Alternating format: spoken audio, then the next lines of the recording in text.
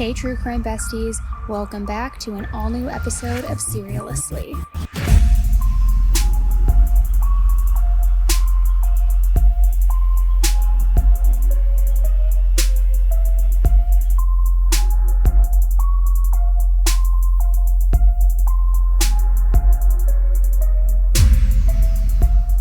Hi everybody, welcome back to an all-new episode of SERIALously with me, Annie Elise.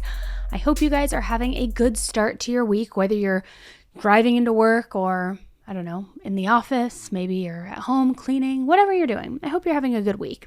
Now, the case we're talking about today, it's one that I decided to talk about because A, we've never talked about it on my podcast, on my YouTube channel. We've never gone over it.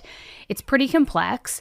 Also, there's a new series out that is covering this case, so I've been getting some requests just sliding into my DMs asking me to cover it because that usually happens when there's a new series or documentary that gets released. People want the deep dive version of it, the version that they don't show you on television.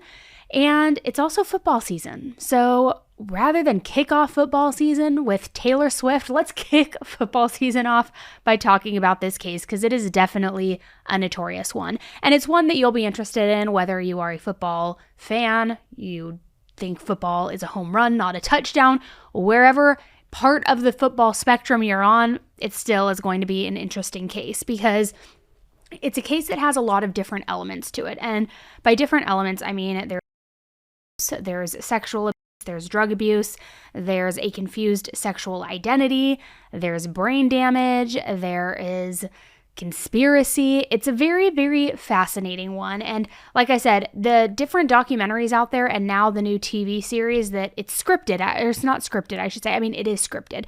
It's not a documentary style. It's with actors where they're just, what's the word I'm looking for? Come on, Annie, figure it out. What word are you looking for? Not reenactment. What, dramatization? I don't know. You know what I'm talking about. Kind of like when they did the O.J. Simpson thing on FX where it was like Ross Geller from Friends who played Rob Kardashian, and was it Cuba Gooding Jr. who played O.J.? Guys, sorry, it's early morning. What I'm trying to say is that anytime these things come about, whether it is a TV show with actors or a documentary version, people want the deep dive.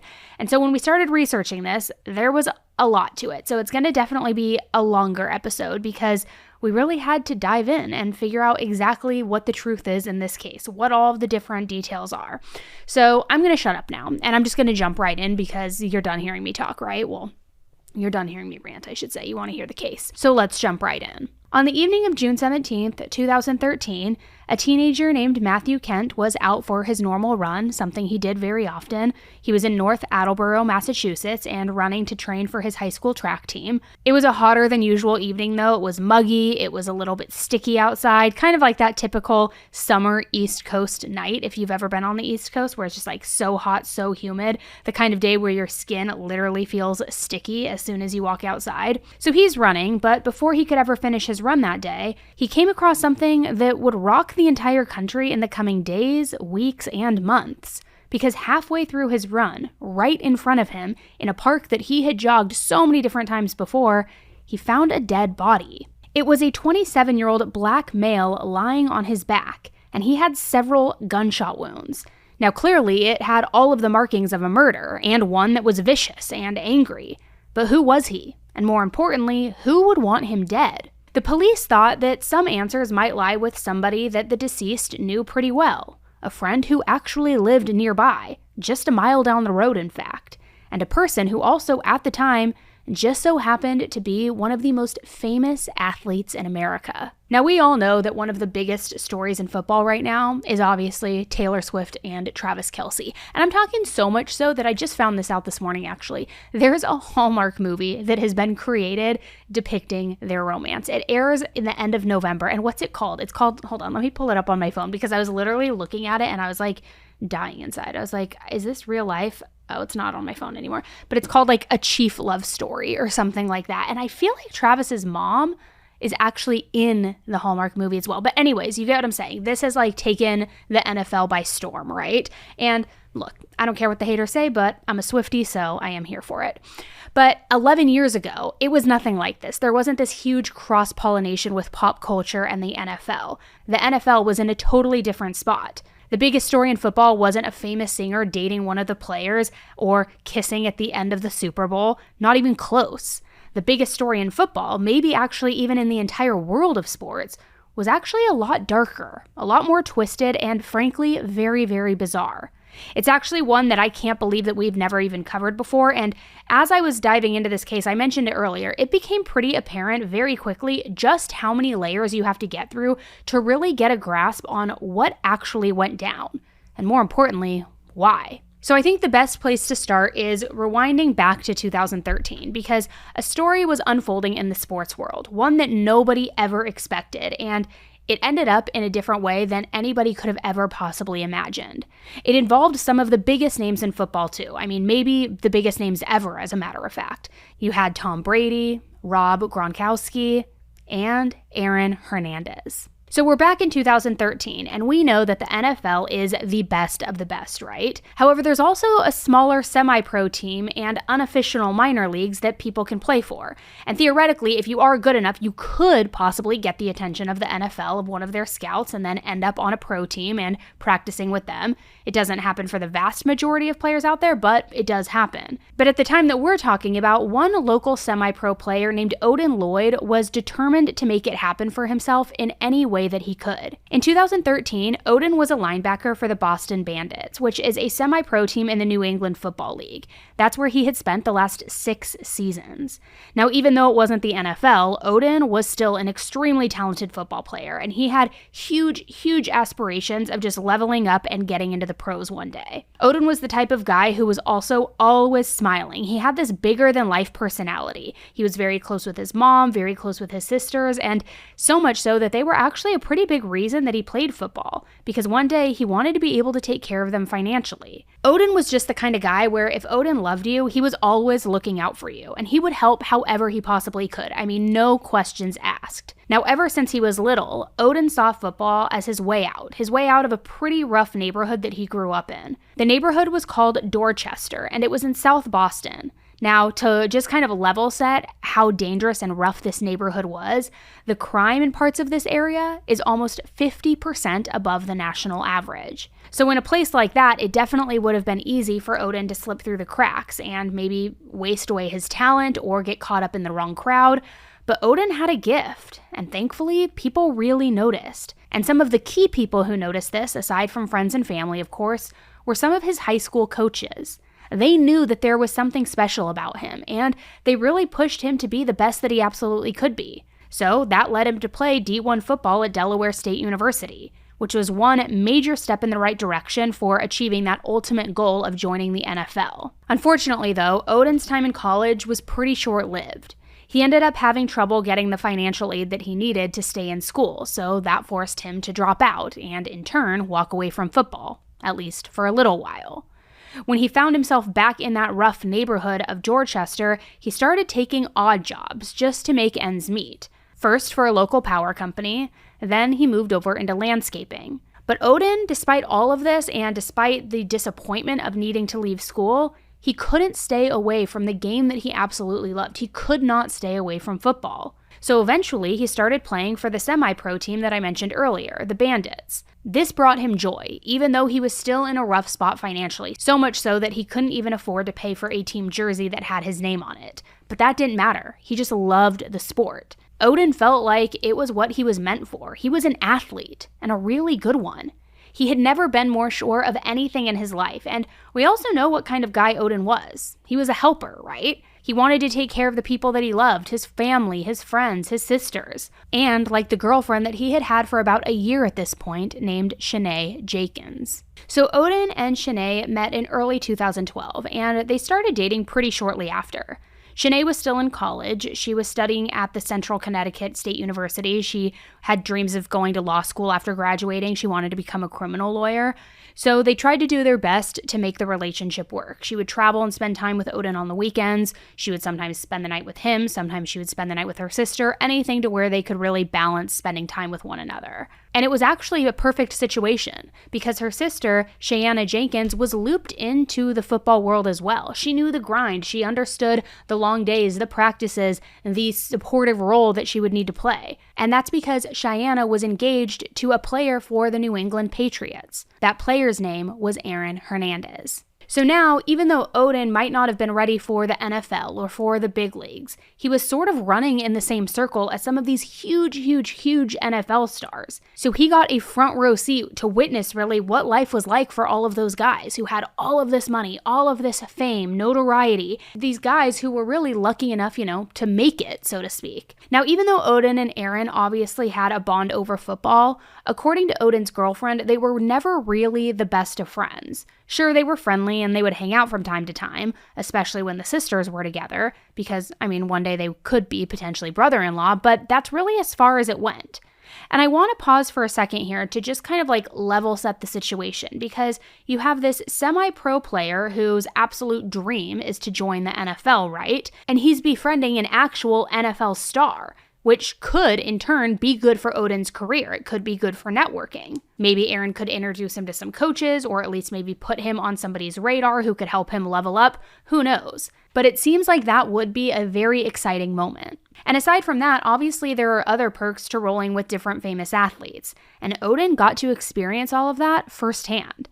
He got insane box seats to the New England Patriots games, and that was when Tom Brady was a player for them and kind of in his GOAT era, so it was mega big deal. And it would be a mega big deal for anybody who was just an ordinary person on the street or even a football fan, but now somebody too who aspired to be in the NFL. That is a huge perk. And aside from all the glamorous things, sometimes Odin and Aaron would just hang out at Aaron's house every now and then. Just catch up, just hang out, especially with the sisters together. Sometimes they would go to different nightclubs, different bars in the area, and whenever the two couples got together, if the sisters would kind of just go off and do their own thing, Odin and Aaron would hang out in Aaron's man cave, which was a repurposed room in the basement. So it was a really good spot for them to just hang out, chill. It had a bar, a pool table, this massively huge TV, and every now and then they would also smoke some drugs here and there. Now, Shanae says that Odin wasn't into doing anything hard, but he and Aaron would occasionally smoke weed together.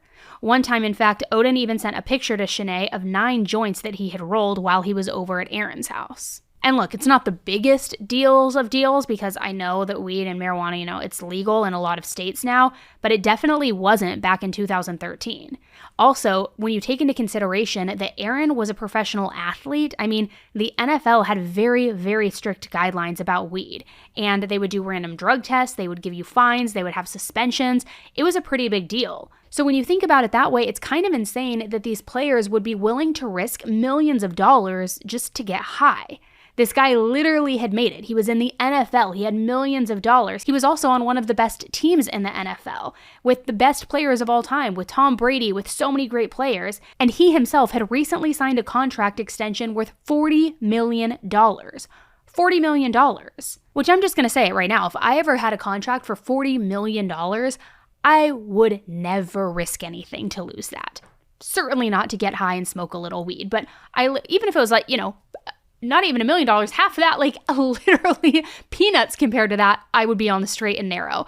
So the fact that he was willing to risk all of that, or maybe just felt untouchable and would just do that so casually, it's kind of insane to me. But anyways, so we know that Odin wasn't really into anything hard. But Aaron? Well, that's another story. And this is sort of where this entire case takes its first hard left. To understand Aaron fully, we have to know more about his backstory, which honestly is pretty crazy, it's intense, and it is very complex. So I want to switch gears for a second. We're going to go back. We're going to go way back, as a matter of fact, to Aaron's childhood and how he grew up. So Aaron Hernandez was born in November 1989 in Bristol, Connecticut. His home life was never solid though, ever. All throughout his childhood, his mom and dad were breaking up. His mom, Terry, was throwing his dad, Dennis, out, and it was just a very toxic and tumultuous household. Yet somehow, in all of the back and forth, his dad, Dennis, always seemed to manage to make it back into their lives and back into the family home. And from a super young age, Aaron was also exposed to crime. In fact, both of his parents had multiple run-ins with the law and had even been arrested. But that's not all, and that's not even the worst of it. In fact, that might actually be the best of it. Aaron's older brother, DJ, says that he and Aaron were also the victims of frequent beatings at the hands of their dad. I don't think beat is really even the word that can be expressed. When you literally have to blow on your brother's wounds because of the creases of a belt or handprint in your body and the burning sensation it has.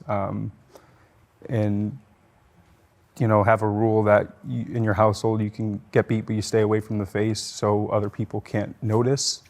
It really has an effect on the way you approach situations in terms of communicating with others, because your safety net is in question because you don't feel safe. It was so bad that one time DJ was even quoted as saying that he actually had told his dad that he was going to call the police on him when he had finally reached his breaking point, when he finally had enough of this abuse. And instead of his dad getting angry, their dad handed him the phone and said, "Fine, call them.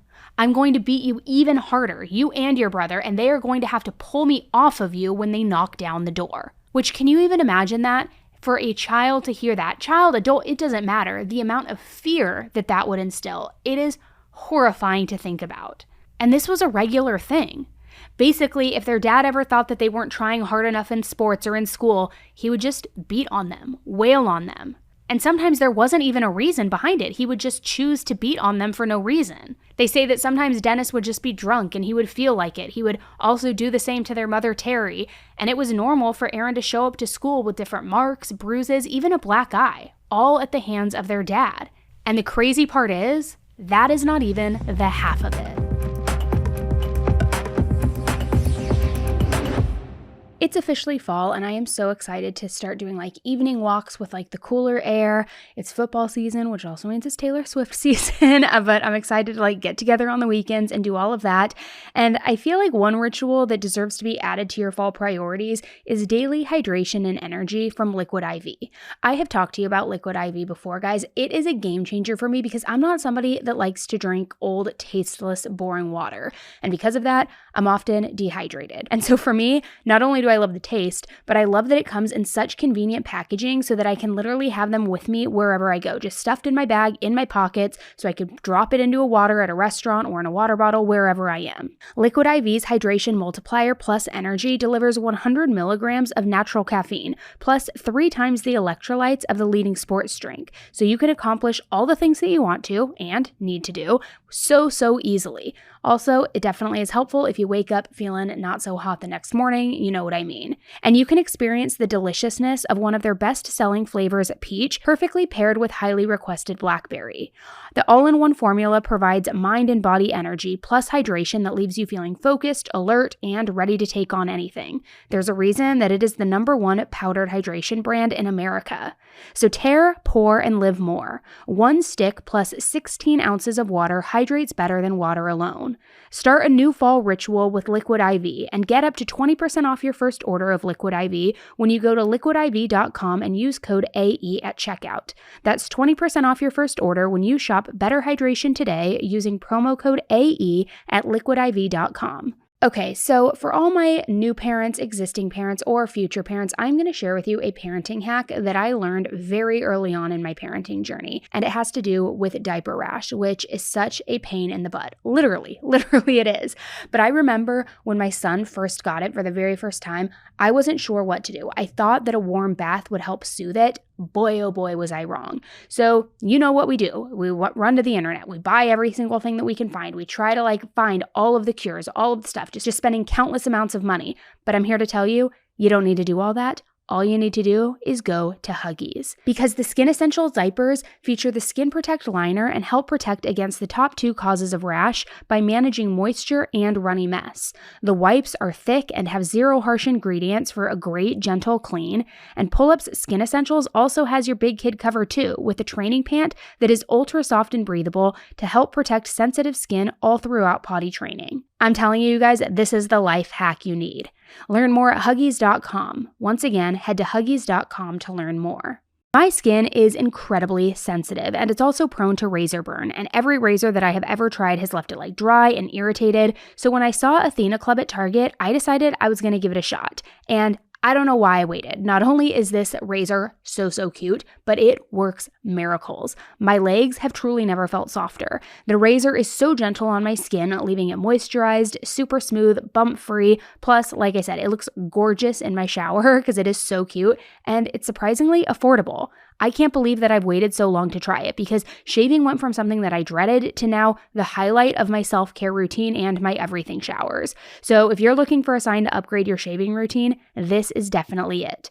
They have thousands of 5-star reviews from customers, and it's designed with built-in skin guards that helps prevent razor burn while being gentle on curves. Plus, the razor blade is surrounded by a water-activated serum with shea butter and hyaluronic acid, which is the holy grail for skincare. And the best part is the razor kit is only $10. It comes with 2 blade heads, a magnetic hook for the shower storage, and your choice of handle color. The handle colors are so cute, guys. They have black and white if you're a minimalist, but me, I had to get pink. I am obsessed. And you never have to think about refills because you can choose how often you want the replacement blades shipped directly to you, and all for free.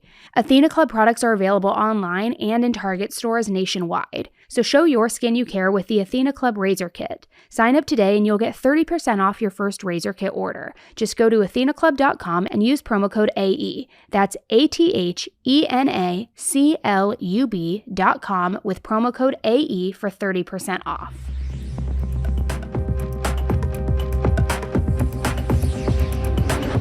So in addition to having to grow up in this very toxic household with this dad who was so abusive to these 2 boys, Aaron also told people close to him that when he was a child, he was sexually molested. He never revealed the identity of the person who did it, but his brother later said that it was a teenager. Now, apparently, when he would confide in his friends and his inner circle about this abuse, he would confide in them that he thought that this abuse, quote, made him gay. At one point, a guy who played football with Aaron back in high school said that he and Aaron also had a sexual relationship that started in middle school, and it lasted all through senior year. So it sounds like Aaron might have struggled with his sexuality for years. I mean, sure, his persona was this masculine, tough as nails, hot-headed football player, but it seemed like on the inside, Aaron really wrestled with who he was, also with who he wanted to be, or who he felt like he had to be. But one thing is for sure, though, Aaron's father would have never accepted a gay son. And who knows if Aaron ever even actually wanted to talk with his dad about his sexuality or that part of his life, because he never got the chance to, even if he did. Because his dad died suddenly after a routine hernia surgery when Aaron was just 16 years old. So with everything that was going on in Aaron's home life, the sexuality struggles, the beatings from his dad, now him losing his dad, the toxic relationship that he was exposed to from a very young age, it's really not surprising at all that he just poured himself into football. That was where he was happy. He was happy on the field, and that is just where he poured his heart and soul into. And like Odin, he was very good at it. I mean, insanely good at it. So good, in fact, that he was picked up as Gatorade's Football Player of the Year when he was only a senior. Meaning he wasn't just one of the best players in the state, he was one of the best players in the country. He also caught the eyes of a lot of college coaches. And ultimately, he decided to spend his college career playing for the University of Florida. This coach, Coach Meyer, allegedly wanted Aaron to be on his team so badly that he flew to Aaron's high school and convinced the principal to let him graduate early, all so he could head down to Gainesville as soon as possible to start training with the team and learning all of the plays. I mean, he really wanted Aaron on his team. And get this, Aaron wasn't even 18 years old yet. He was still a minor. But somehow, all of the adults in his life did feel like that was the best path for him, so they let him go. In hindsight, it probably wasn't the best move for a kid who didn't seem to be super stable to then go off to college, even graduate early and start being given all of this special treatment, but that is what happened. So that brings us to Aaron now, and I want to pause for a second and go back to his relationship with Odin. Aaron and Odin clearly had their differences, because from what I know about Odin, he grew up in a rough area, yes, but he didn't have that horrible home life that Aaron had. However, I still can see how that friendship would develop because you sort of have this bond, right? You both love football, you love the game, you both had rough childhoods in some aspect, and you had to deal with that toughness. So I could understand how that would bond you together. We also know that in 2007, the year that Aaron started college, that was the same year that Odin found himself having to leave college. So they had both gone through their struggles, they were both playing football, but they were on completely different levels. So now that Aaron was in college and playing football, on the field, he was absolutely dominating, at least for his freshman year anyway. Because by the time his sophomore year rolled around, he ended up being benched for the first game due to a failed drug test. Yet still, he got a second chance. I mean, he was notorious for getting second chances too, which, trust me, you'll see as we go. So he would go on to start in 11 games that year. And his performance and these record numbers that he was setting ended up buzzing throughout the NFL community. Aaron was starting to look good enough to play for the pros. But off the field, Aaron would find himself in bad situations pretty often. It was almost like he couldn't shake the need to get into trouble. One night, Aaron was out with his teammates at a club, and at some point during the night, two men got into an altercation with some of the guys from the football team. Later, when the two men left the club, a black Tahoe started tailing them. And then when they all got to a red light, the two guys in the Tahoe got out of the car. One of the guys in the Tahoe was a man named Reggie Nelson. The other was identified as a big, muscular guy with tattoos who was possibly Hispanic or maybe even Hawaiian. But according to the men who had been followed, this Hawaiian-looking guy pulled a gun out on them. Then he shot 4 or 5 bullets into their car.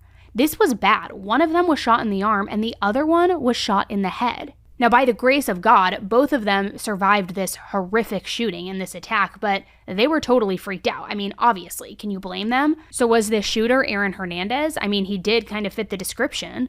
The police ended up questioning him and also confirmed that he was at that club that night. They also matched this black Tahoe to a man named Reggie, just like the men who had been shot had claimed. But when Reggie and Aaron talked to the police, they both denied any involvement. In fact, Aaron said that he didn't even want to talk to the police without a lawyer present, which, fair, that is absolutely his right, but it was interesting. And it's kind of surprising because nothing really ever came of that night. There wasn't enough evidence to ever move forward with the case. In fact, right now, it's actually officially a closed case, like cold, forever, meaning that that night, somebody got away with attempted murder. Now, we'll never know if Aaron was actually involved in this or not. But one thing that I can't wrap my head around through all of the research and everything I've seen is if he was, why would this guy who has so much promise ahead of himself find himself wrapped up in something that is so serious as attempted murder? He was on the cusp of literally every single football dream that he ever had coming to fruition, coming to a reality. It just doesn't make sense to me. Why risk it all? For what? To prove you're tough? Because you're a little heated after a club altercation? So after his junior year, he received an award for being the best collegiate tight end in all of the NCAA. But by then, he had had enough issues with drug use and with his conduct that his coach strongly suggested that he go pro. And I mean strongly suggested because he basically wasn't welcome to stay at that college for another year. He had had it. He was over all of the crap that Aaron was pulling. So Aaron decided he was done with college, and it was time for him to declare himself for the NFL draft. I mean, he seemed like a shoo-in, right? But not so fast, because things ended up being a little touch and go for Aaron's pro career. I mean, at first anyway. It turns out he was good enough to play for the NFL, but coaches and teams were a little put off, to say the least, by his demeanor and all of his different antics off the field. It's not always just about skill. I mean, the NFL is a serious business, so they want guys who are going to represent their business well and win the games and do all of that. It can't just be that they're a great player. They have to be a good representative of the NFL, and it was kind of questionable if Aaron was that. So when Aaron went to the pre-draft combine, which is kind of like the job interview stage where they look at your skills as a player, but they also look at your character, he nailed the skill set portion of it. His results and times in the actual drills were incredible. Some even put him in the top 5 of all of the prospects that year.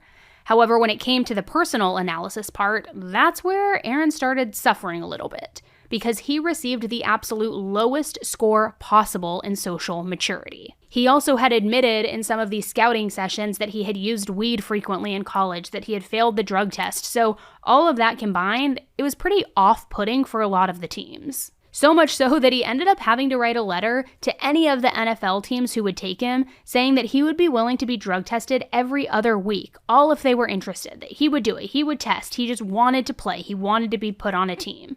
And it seems like writing that letter could have either been a last-ditched effort for Aaron to try to get noticed or to come across like he was serious about changing, but whatever the intention was behind it, it worked, and there was a team that believed him. So on June 8th, 2010, he officially signed with the New England Patriots. It was a deal worth $2.37 million, and it also came with a $200,000 signing bonus. So it's safe to say that that was the most money that Aaron had ever seen in his life. It was going to be life-changing for him, for his family, for his sisters, and for his fiancée, Cheyenne. So now he is officially in the big leagues. He's playing with Tom Brady, he's playing with Julian Edelman. I mean, he is playing with some of the greats. All the childhood trauma behind him, everything in the rearview mirror, he got what he wanted. He's playing professional football, and he is getting paid a grip of money to do so. So you might think, okay, great, he finally made it. He finally reached this pinnacle, this peak that he had been working towards. He surely now will start to settle down, right? He'll start to get back on the straight and narrow. He'll focus on what really matters in life, right? That's what people expected of him. That's what he promised in that letter to the NFL before he was drafted. And it seems like for most of 2010 and 2011 in the rookie season, he kept his word. Sure, he wasn't the most well-liked by his teammates because apparently he always craved to be the center of attention. He always was like showing off and he always wanted to be the most liked guy. But all of that paled in comparison to his past behavior, his past drama, his past conflicts that he had been involved in. And he finished the season with 6 touchdowns and 563 receiving yards, which, for those who don't follow football, that is not bad at all because the best of the best tight ends might get over 1,000 yards in a year. So for Aaron to get half of that in his very first year ever, that was a big deal. He also had to miss 2 games because he had hip surgery. So, I mean, he was doing well. He was definitely on this fast track to becoming like, I don't know, would you call it the GOAT, the MVP, something like that? Like, he was definitely outperforming a lot of his other teammates, and he was only year 1. In his second NFL season, Aaron and his teammate Rob Gronkowski, who goes by Gronk for short, that's probably the nickname that you've heard out there in pop culture, in football, at the Tom Brady roast, all of those things, they were setting records left and right. And any team would love to have 1 star tight end, but with Aaron and Gronk, the Patriots now had 2. Some fans even said that their playing style revolutionized the position. But off the field, things weren't so smooth. Not even a little bit. In fact, things were about to get a whole lot more violent for Aaron. And really quickly. It's now 2012, and it's Aaron's 3rd season in the NFL. And this is also the year that he met Odin, because it's when Odin started dating Aaron's fiance's sister, Shanae. And I know you're probably thinking, all right, Annie, we're knee-deep into the episode. That was a lot of backstory to get through. Get to the frickin' point. But I promise you will see why all of it is so important. Because, like I said, this is definitely a complex one. And to really understand it, you do have to go back and peel back all of the layers. So on August 27th, 2012, the New England Patriots decided that Aaron was worth a lot more money to keep around. An insane amount of money. They offered him a contract extension for 5 years that was worth nearly $40 million. On top of that, he was guaranteed almost $16 million, and it also came with a $12.5 million signing bonus. Now, at the time, it was actually the second biggest contract extension ever that had been given to a tight end. This was a huge, huge deal. But just a few months before then, it seemed like Aaron might have been back to his old ways. Because on July 16th, 2012, at a bar in Boston, 2 immigrants named Daniel and Safiro were shot and killed when a silver SUV pulled up next to their car and just started firing shots. Some witnesses even testified that the SUV belonged to Aaron, and they said that they saw him in that SUV. And at the time of the killings, Aaron did drive an SUV that matched that description. So when investigators rolled the security footage from the bar that night, Aaron was immediately identified. But was it just another coincidence that he was there that night? Was it like the other nightclub instance where he was there but he had nothing to do with it, according to him? I mean, 2 shootings, 2 similar circumstances, and both times Aaron is nearby. We always say where there's smoke, there's fire, but is this just a horrible coincidence? Wrong place, wrong time. And as a matter of fact, that's exactly what the cops thought. When they saw Aaron on that security footage, they thought that it probably was just a coincidence, and nothing more came of it. Which, that seems a little bizarre to me, but we've got to just trust that the police do their due diligence, so who knows. Then, just a few months after that, in the middle of his third NFL season, Aaron and his fiancée gave birth to their daughter. This was on November 6th, 2012, and it was Aaron's 23rd birthday. Which, that's crazy when you think about it. The fact that he already had such a successful career, this multi-million-dollar contract, and he was only 23 years old. You also think at 23 years old, you now have a child, you're a professional NFL player, you have millions of dollars, you may or may not have been involved in 2 attempted murder shootings. Like, that's a lot for 23 years old, right? So things were now definitely moving forward in his life. He had a lot of exciting things at his fingertips. However, on the field, he didn't play as much this season because he had had some injuries in the past that still lingered a little bit. So this was the year that you could say that he and Odin started to get to know each other better. And at one point, Aaron even sprung for a box suite at one of the Patriots games for Odin's girlfriend's birthday, which of course Odin also attended. So then fast forward to June of 2013, which would have been off season for Aaron. And on Friday, June 15th, Aaron invited Odin out to go to some clubs, to go bar hopping, club hopping with him and some other friends of theirs. They all stayed out super late, actually so late that it was early morning hours, but it seemed like Odin had a great time. Because he had this to say about his experience when he talked to his friends. Quote, "Shit was crazy. The girls were off the chain. We smoked that super duper and Aaron dropped 10 G's like it was nothing. We kept rolling past Dawn at his big-ass mansion. Then he tossed me the keys to his Suburban." End quote. Now, I mentioned at the beginning that Odin's girlfriend didn't seem to think that he and Aaron were that good of friends. But it seems that Aaron did bring him into his inner circle, that they were becoming better friends, closer friends. And Aaron was a guy who had major trust issues. He could be super jumpy and shifty if he thought that maybe you were looking at him the wrong way. So the fact that he was now comfortable inviting Odin out with him kind of does say a lot about where their friendship stood. And it also seemed like Odin was close enough to Aaron and to his, inner group of friends that he knew things that other people didn't know. Like Aaron's drug use didn't just stop with weed. It went further. According to Odin, Aaron was into way harder stuff. Specifically, PCP, which is also known as angel dust. Now, PCP is an insanely intense drug, and it has these gnarly, crazy side effects. I mean, it causes hallucinations, it completely alters your brain, your perception of reality.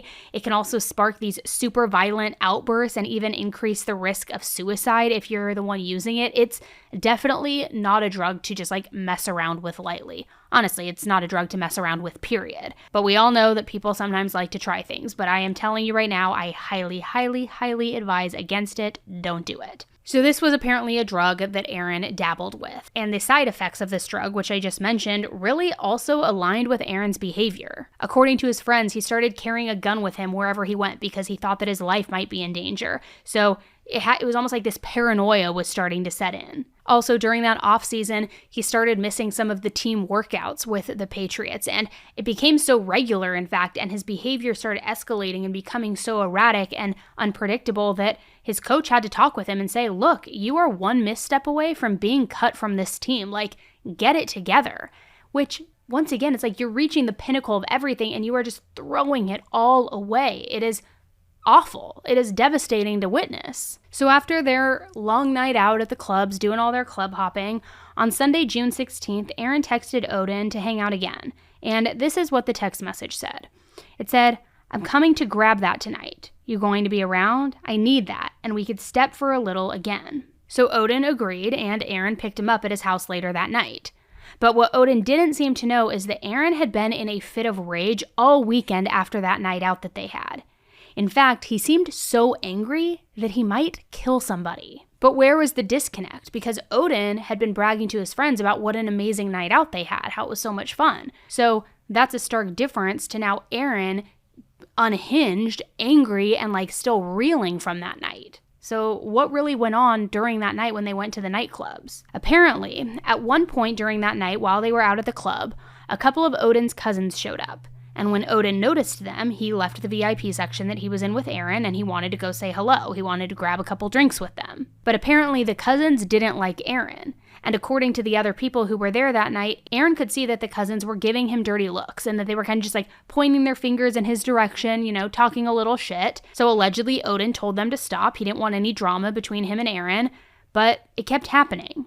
And it turns out that Aaron was watching and saw this entire interaction go down between Odin and his cousins. And we already know that Aaron could get, more than a little bit paranoid, right? So this definitely was not a good mix. He immediately started arguing with Odin, and security footage at the club also confirms this. And it didn't stop there either. When the group left, Aaron and Odin just kept arguing outside. Now, ultimately, for Odin at least, it didn't really seem like anything. Just this moment of Aaron being a hothead, getting angry, that was pretty normal behavior after all, so Odin figured that it would pass. He had absolutely no idea that Aaron did not see it that way. So again, it's now Sunday, June 16th, 2013, and Aaron reaches out to two other guys he knows to go out with them that night. These guys were Ernest Wallace and Carlos Ortiz.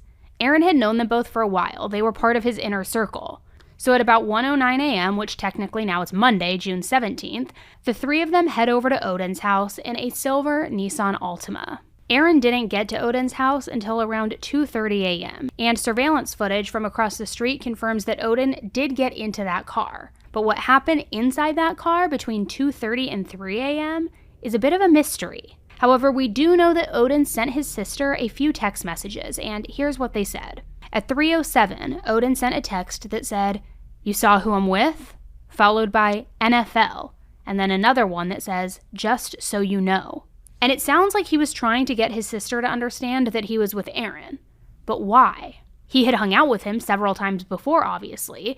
So did Odin sense that something was different this time? That maybe something was a little bit off? Or was he just kind of sort of gloating about being out with this famous NFL player and that he's out with him again and he wanted to brag about that? Then, just a few minutes after Odin sent his last text message to his sister, the car that they were all in stopped at an industrial park. This was about 1 mile from Aaron's house. Then, by 3:26 a.m., that same Altima was seen on Aaron's home security camera pulling back into his driveway. The problem was, only 3 men got out of the car after it parked, and Odin wasn't one of them.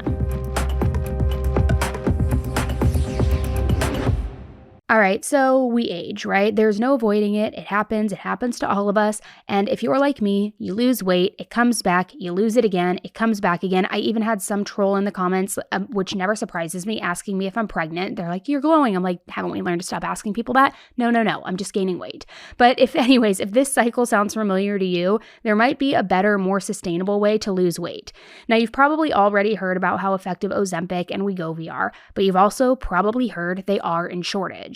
But if you need it and if you qualify for it, Ro makes it possible to access GLP-1s and start your journey ASAP. You can see if you qualify from the comfort of your own home, which means no scheduling a doctor's appointment, no commute to the doctor's office, no waiting rooms. And if you do qualify and if you're prescribed, your medication ships directly to you in 1 to 4 days. So go to ro.co/AE. Memberships start at just $99 for your first month, but the medication costs are separate. That's ro.co/AE. Go to ro.co/safety for black box warning and full safety information. Compounded medication is not required to and does not receive FDA review or approval. RX only. Let's be real, guys. Home-cooked meals are always better. I DoorDash, but the home-cooked meals are always so much better. But finding the time, that's the hard part, especially for me with my schedule. Between work, school pickups, after-school activities, errands, I barely have time to even think about dinner. That is why I love HelloFresh. They handle the meal planning, the shopping, and even most of the prep so that I don't have to, and so that I can get dinner on the table quickly, all without stress. No more searching for recipes, no more buying, a whole jar of a single spice just for one little pinch. Everything comes pre-portioned, it comes fresh, and it comes ready to go. Plus, their recipe cards make it so simple, even if you're not a pro in the kitchen, which I am certainly not. I'm a pro at ordering food, but I am not a pro at cooking food. So this has been a full-on game changer for me. For free breakfast for life, go to hellofresh.com/freeAE. One free breakfast item per box while your subscription is active. That's free breakfast for life at hellofresh.com/freeAE. There's a reason HelloFresh is America's #1 meal kit.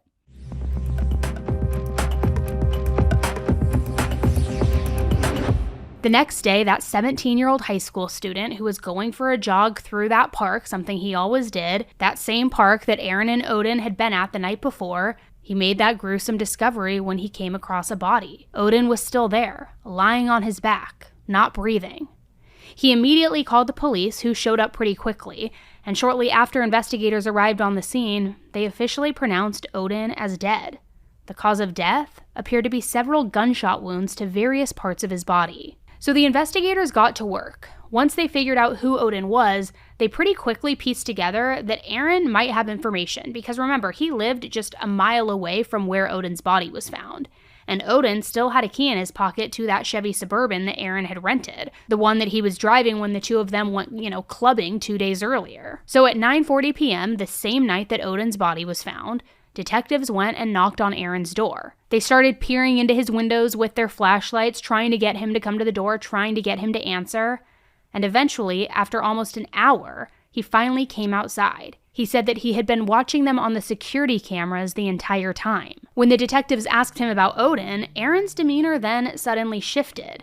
And according to the police, he started to seem agitated. Yet he did confirm that Odin was, quote, up this way the day before. Eventually, Aaron also agreed to go to the police station and talk with the officers. Just over a week later, on June 26, 2013, Aaron Hernandez was arrested. He was charged with first-degree murder in the shooting death of Odin Lloyd. Then, within hours of his arrest, the New England Patriots released him from their roster, essentially firing him immediately. The guys that were with him that night also, Ernest and Carlos, were also arrested and charged in the murder. Now, as far as we know, there wasn't any reason that Aaron would want Odin dead. Why would Aaron kill his friend? Not only his friend, but Odin was practically family. He was dating Aaron's fiance's sister. Not to mention, Aaron had literally made it. He was an NFL star. He had millions of dollars. And why did Aaron want his other friends there when he did this? Was there some sort of argument or disagreement that went down between all of these men and then Odin as well, and Odin was the one that was attacked? Well, let's start with the evidence that the cops said that they had against Aaron. First, there were the text messages that we talked about earlier, the ones that Odin sent his sister about being with Aaron shortly before the murder,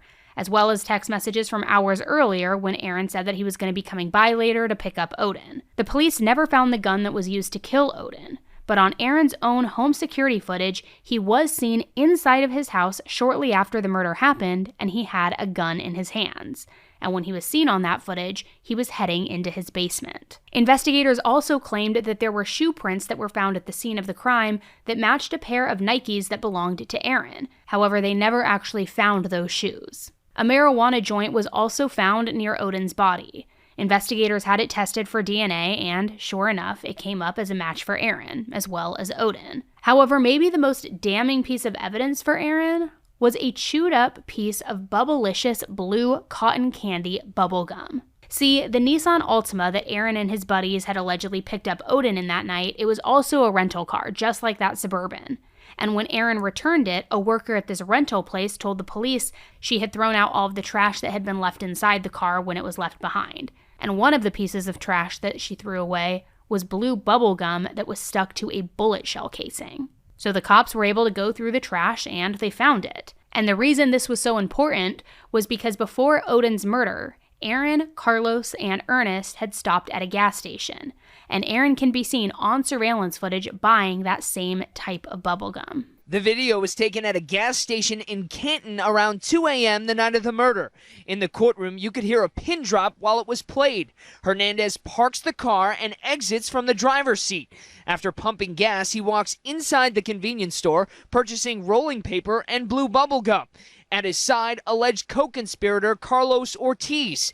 Around his neck, a towel, similar to the one found at the crime scene. So there was a pretty good amount of physical evidence showing that Aaron was involved in the shooting.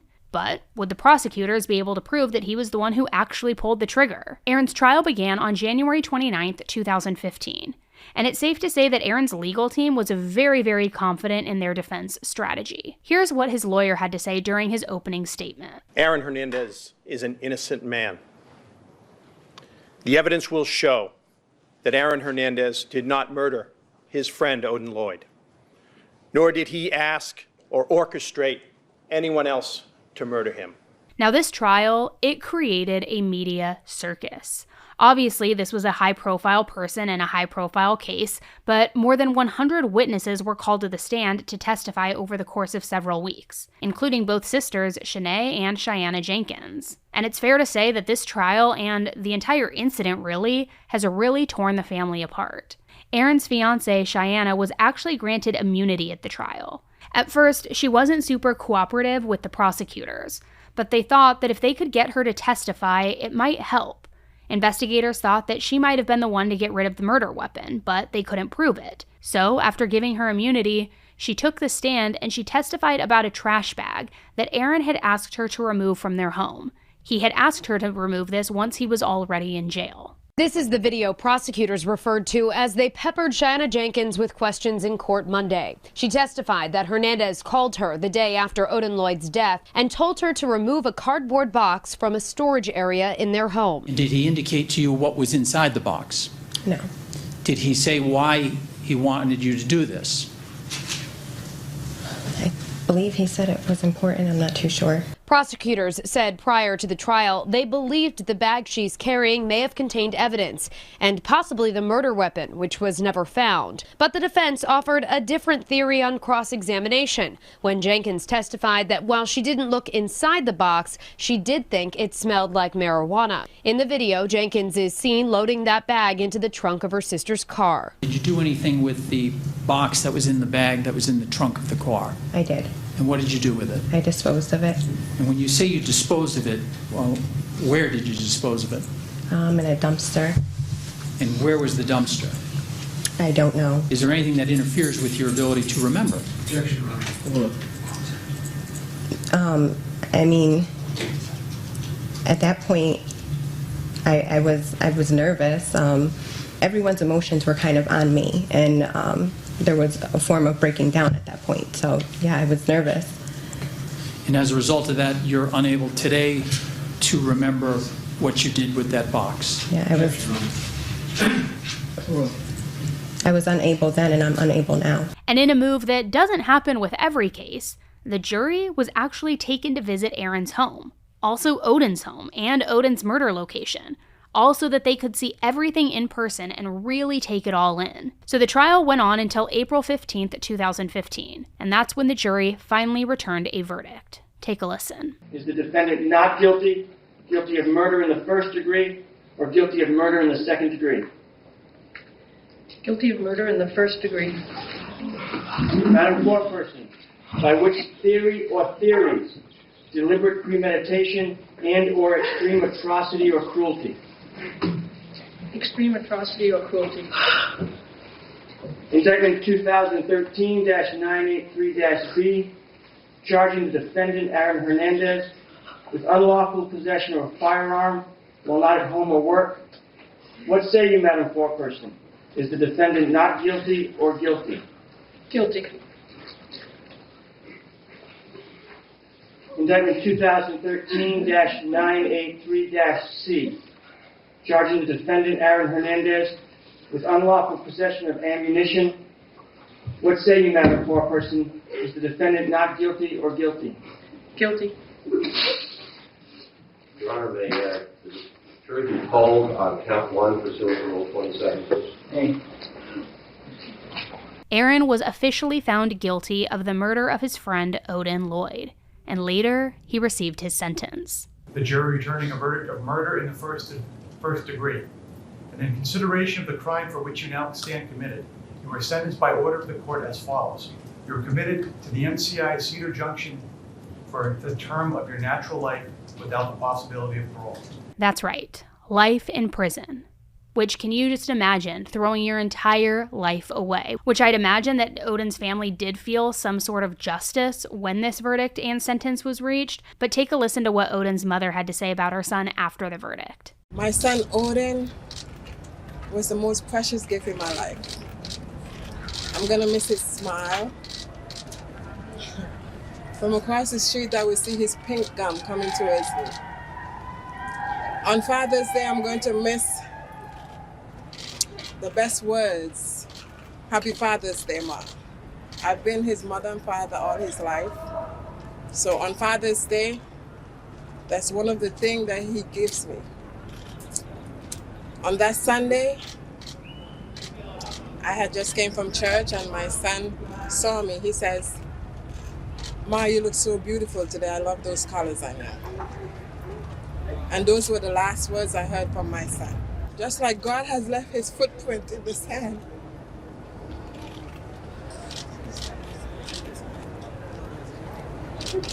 my baby footprint is in my heart forever. He was my strength. I love him dearly. Now, the big question in all of this, of course, was why. And let me just say before we get into the why, we're not even close to done with this yet. It gets even crazier.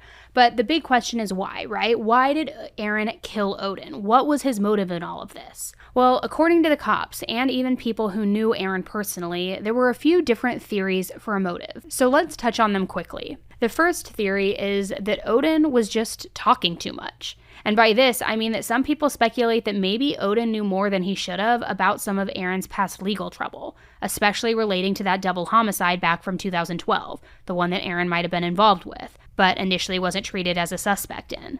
Theory number 2 is that Odin knew too much about Aaron, period, specifically about his sexuality. We touched earlier on the fact that Aaron might have been gay or maybe even bisexual, but he was never really out. And the reason why is because apparently Aaron had told a friend, quote, "You can't trust anyone." And this was right before Odin's murder. So some people think that maybe Odin knew Aaron's sexual secret, and maybe Aaron was willing to kill over that. The third theory is drugs and paranoia, because we know that Aaron was into much harder drugs than weed, some that very, very seriously alter your brain chemistry. So it's possible that Aaron was high, he was paranoid, and that played a factor into him thinking that he needed to kill Odin. But whatever the case, none of those theories were worth Odin's life. I mean, not at all. And while that might have been the end of Odin's story, Aaron's was far from over. After Aaron went to prison for killing Odin, more trouble seemed to find him. Remember that double homicide that I mentioned a couple of times? Well, investigators did a complete 180. They now officially named Aaron as a suspect in that case, all while he was behind bars. Which I have to wonder, is that only because now he wasn't this glorified NFL player and this untouchable superstar? Now that he was arrested and charged and sentenced for other crimes, it made him more of a, I don't want to say safe target because I believe he was obviously responsible, but it made it so that he was more touchable, more accessible. I don't know, what do you think? In any event, he ended up on trial for the incident while he was serving time for Odin's murder. Hernandez was indicted today on 2 counts of first-degree murder and 3 counts of attempted murder. Investigators say the July 2012 shootings started with a chance encounter inside the Cure Lounge on Tremont Street. They say Hernandez followed Daniel D'Abreu, Safiro Furtado, and their 3 friends as they left the club. Police say Hernandez then drove up beside their car and from the driver's side of an SUV fired several shots.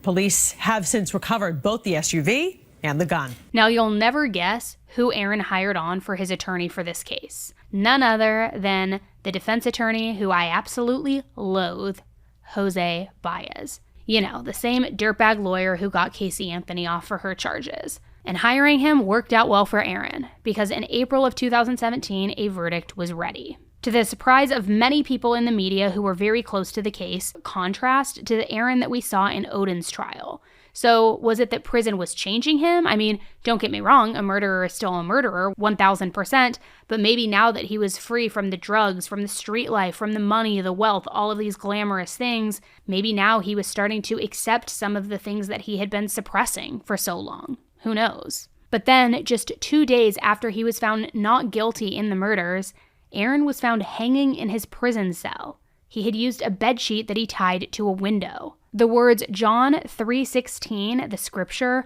were written across his forehead, which is associated with the Bible verse that says, "For God so loved the world that he gave his one and only Son, that whoever believes in him shall not perish, but have eternal life." And his official cause of death was ruled a suicide. According to workers in the prison, they didn't have any suspicion that Aaron was mentally unwell. And they said that if they did, they definitely would have moved him, and he would have been under more intense surveillance to avoid something like this from happening. But according to his fiancée, she doesn't really think that he actually took his own life. Listen to what she told Dr. Phil during an interview. If or why he actually took his own life still remains a topic that is up for debate to this day. Now, one of the most popular theories out there is one that I'm going to go over. We know that Aaron was found guilty in the murder of Odin Lloyd. But there's a technicality at play here, one that Aaron might have actually capitalized on by killing himself. Aaron never had the chance to have his appeal reviewed, so a judge had thrown out his murder conviction on that principle alone. He died before he got his chance at an appeal. When that conviction was overturned, that also could have meant that Aaron's fiancée and daughter were entitled to more money from his NFL contract, because technically now he wasn't a murderer anymore. So the grounds that they had for withholding that contractually obligated money could be challenged, could be tested. And it seemed like this was the reason behind Aaron taking his own life, so that his fiancée and daughter would be financially set. However, what he wasn't banking on was the fact that 2 years later, after he took his own life, the court reinstated his conviction. Another theory for Aaron's suicide relates to his mental health and CTE, which, if you're not familiar with CTE, it's been a super hot topic in the sports world the last several years. But basically, doctors are finding more and more athletes, especially those in contact sports like football, that they're damaging their brains and damaging them so severely that it's causing them a lot of problems. Some of the most common symptoms are memory loss, mood changes, behavioral problems, as well as suicidal ideations. And here's the thing with CTE. Aaron did have it. In fact, he had the worst case of CTE that doctors had ever seen in somebody his age. Unfortunately, there's no treatment for CTE either, because it can't even be diagnosed until after you're dead. Doctors actually have to look at your brain outside of your body to determine if you have it. Now, another reason that some people thought that Aaron may have killed himself is the same reason that he killed Odin Lloyd, because he was secretly gay or secretly bisexual, and that he just, couldn't handle dealing with these feelings and dealing with what the media was saying about him now, about his past coming to light, the abuse, all of these different things. Aaron's brother even agrees that Aaron probably did feel uncomfortable in his own skin, and that he was having this extremely hard time dealing with a lifetime of repressed feelings, just trying to really grapple with who he was internally, especially now in prison without the distractions of the money, the club, the sport, all of these things. It really just sunk in, and he had to sit in that discomfort, and people suggest that that's what led him to taking his own life. Aaron's fiancée hasn't really shared her true opinion one way or another, but she has said that she doesn't think that you can describe or comment on somebody's sexuality without them being there, which I do agree with her. I think that you can't comment on whether or not somebody else is gay. That's something only somebody else can decide and acknowledge and declare for themselves. However, in 2020, a few years after Aaron's death, an inmate that he was in prison with, named Kyle Kennedy, says that the two of them did have an intimate relationship while they were both locked up. We were together for a while. He just wanted to be real with himself before anyone. He's like, I feel like I'm hiding in my own skin. He wanted to come out and tell the world. He just didn't know how his family would handle it. And that kid had a big heart. He worried about everyone else, first, worried about what his daughter might think. He had plans on going home. I'm going home soon, or we could be together in the street. What would people say? Would you be able to handle it? That was all new to me. One day we were walking in the cell, and he's like, just lay down and close your eyes, shut off the light. And he's like, and that's the first time. How much of a dark secret was this for him to carry around as a burden? I could tell once he started opening up to me and talking to me every day, I could just see it in his eyes. Like, he was getting happier. He was just being able to confide in someone. Something that he couldn't talk to anybody about. More than that, Kyle also claims that Aaron confided in him about a fourth murder that he was involved with. But now that Aaron's no longer here, it's unclear if we'll ever find out more about that and if he was actually involved in it. I mean, at least for now. We call him Double A, and we got two bodies. I used to tell him, we should call him Triple A. He's like, nah, it's like 4. We're sitting in somewhere, but you need 4. And he's like, I got 4 bodies. Did you believe him? What we're able to establish is a credible lead that suggests that Aaron Hernandez could have been involved in a 4th murder. If Aaron Hernandez killed 4 people, he was a serial killer. But if Aaron really did kill 4 people, like Kyle Kennedy said, that would mean that he actually was involved in that double homicide case where he got acquitted. Also, I would argue he would probably have been involved in that attempted double murder as well. maybe he just truly thought he was untouchable and that he ruled the streets. There were never any repercussions, so he could just do what he wanted. All to say, it seems like Aaron had a lot of demons that he was battling with his entire life. He had no real direction. He kind of just ended up making bad choice after bad choice and never could quite get on the right path. Now, that doesn't excuse what he has done, not at all, but it seems like he did struggle his entire life. And it's incredibly sad for his family, especially for his daughter, who's now almost 12 years old, and she has to grow up without a father in her life at all. Which I'm curious, if you have followed this case or Aaron Hernandez's career or anything like that, what do you think? Do you think that this case could have been prevented? Or, like I mentioned in the very beginning of this episode, do you think that Aaron kind of manifested his own destiny with never being able to escape the drugs, the streets, the guns, this fast, crazy life, the money that he all had going on? Let me know what you guys think. And check out that new FX series if you are looking for, I still can't think the word, not a dramatization, but not a reenactment, but you get what I'm saying. It's a new depiction, a true-to-life story, but with actors. That's probably the best way to describe it. It's on FX now. And it's called American Sports Story Aaron Hernandez. So check it out. All right, guys, thank you so much for tuning in to another episode of Serialously. I will be back on the mic with you for Thursday's headline highlights. And until then, we've got our last few tickets for a tour. We have some special guests. We have Matt Murphy, a prosecutor, a huge prosecutor from Orange County, LA area.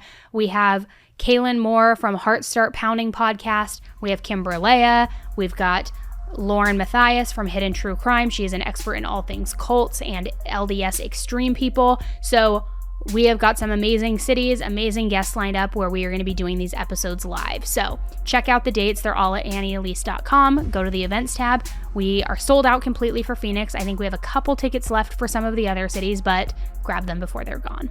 All right, guys, thank you so much. And until the next one, please stay safe. Bye.